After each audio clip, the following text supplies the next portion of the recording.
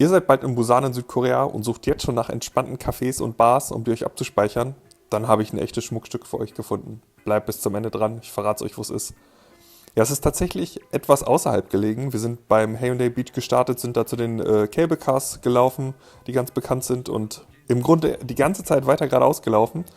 Das nimmt schon ein Weilchen Zeit in Anspruch, man kann da aber auch ganz entspannt mit der Bahn hinfahren. Im Café angekommen ist natürlich alles sofort super stylisch, super modern. Die Tische, die Stühle, viel Beton. Wir haben aber nur ein Ziel und zwar ist das die Dachterrasse. Hier kann man sich natürlich richtig entspannt hinchillen. Man hat so Liegemöglichkeiten mit Sonnenschirmen.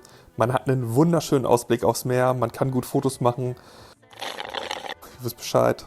Getränke sind natürlich auch erste Sahne. Das ist mit das Krasseste, was ich an Korea vermisse. Diese geilen Limonaden, die da haben.